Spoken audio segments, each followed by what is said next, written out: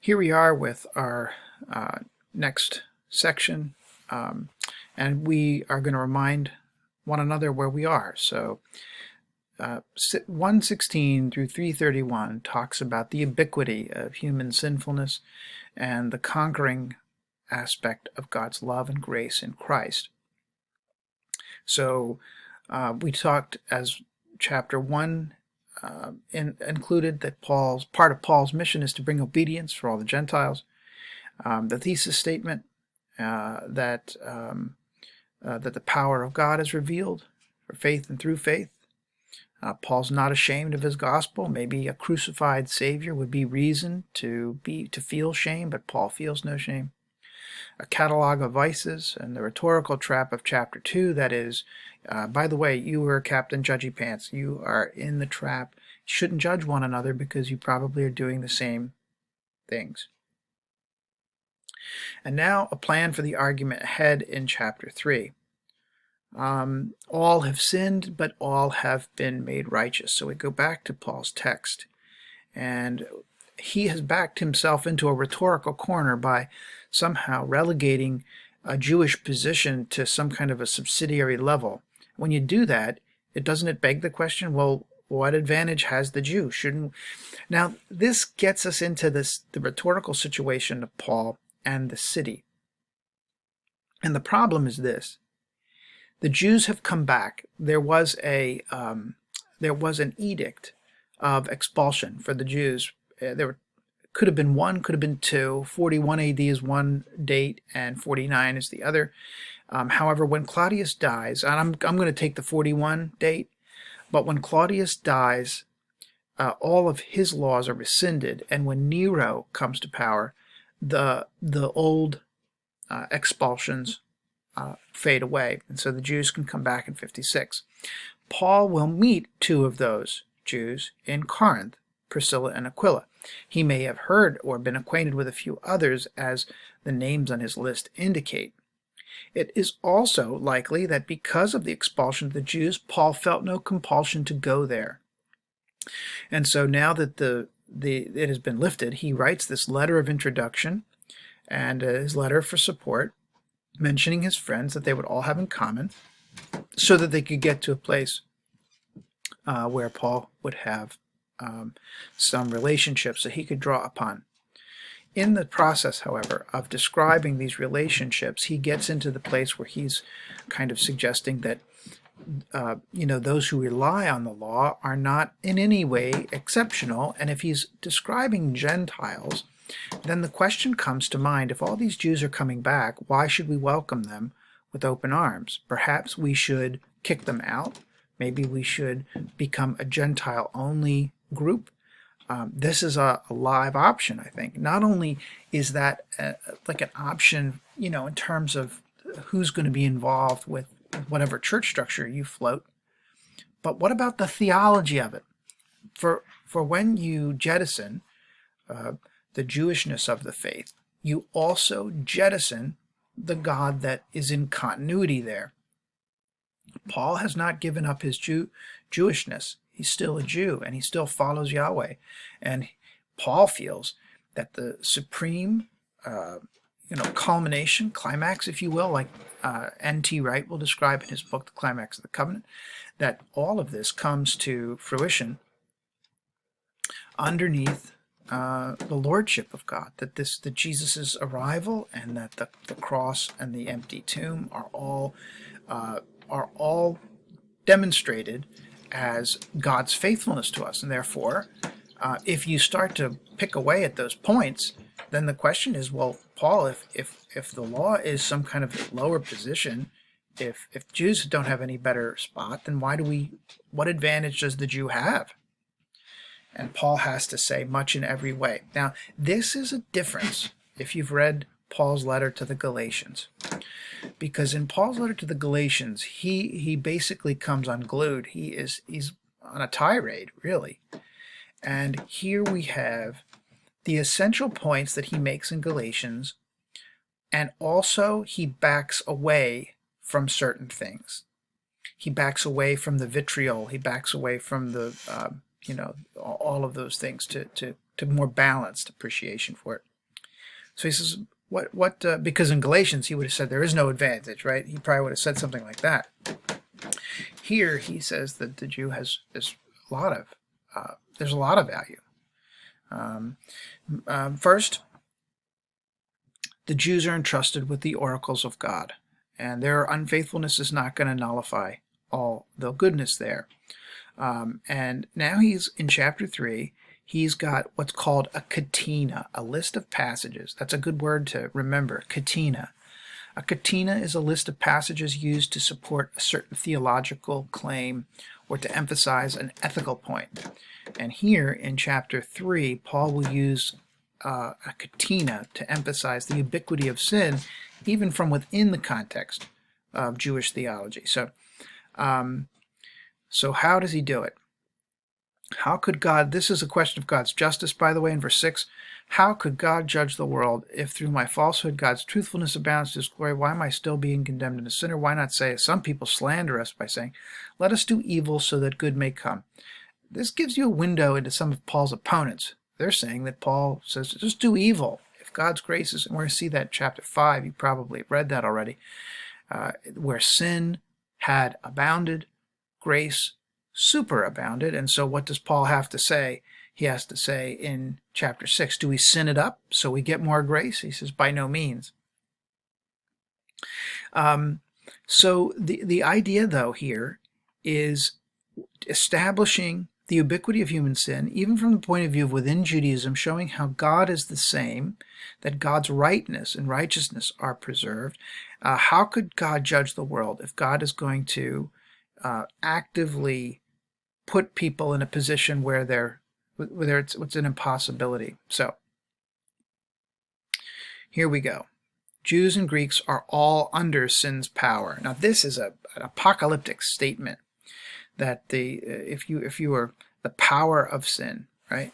And so he says, there is no one who's right. So here begins the catena, the list of passages that support a particular theological claim or idea.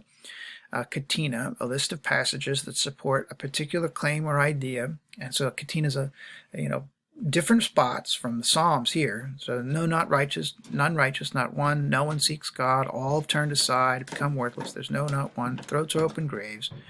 The venom of vipers is under their lips. The mouths are full of cursing and bitterness. All of this stuff. Now we know that whatever the law says, it speaks to those who are under the law. No human being will be justified in God's sight by deeds prescribed by the law, for through the law comes the knowledge of sin. So this gives you a purpose anyway. Paul seems to indicate that his view of the law is that it was imposed so that human wickedness could be accounted for by humans. And so if you were looking at this in terms of two planes, one is a horizontal plane, one is a vertical plane, the law, Paul seems to indicate, points to the theological claim while not allowing that theological break to be totally superseded. But the law did have a horizontal function in terms of person-to-person conduct. And now he gets into his theological claim. Apart from the law, God's justice, God's righteousness, has been disclosed. So in verse 21, this little piece here, this does not indicate that this is somehow the righteousness that we are to embrace. This is God's justice has been disclosed. Why do you worship God? You worship God because God is just. God is righteous. God's not capricious. And this righteousness of God's has been disclosed. It is witnessed to. The law and the prophets bear it witness. And then it's fulfilled through faith in Jesus Christ. For all who believe, faith and believe are the same words. All have sinned and fall short of God's glory. They are now justified by his grace as a gift through the redemption that is in Christ Jesus, whom God put forward as a sacrifice of atonement by his blood. Effective through faith, he did this to show his righteousness, because in his divine forbearance he passed over the sins previously committed. It was to prove at the present time that he himself, that is, God, is righteous, and that he makes righteous the one who has faith in Jesus. That's a terribly, terribly important paragraph. It sketches Paul's key theological ideas about the cross, about what God was doing. This is about what God is doing in Christ.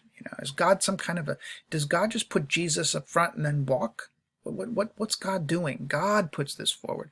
It's the justice of God that allows for this action by God's grace.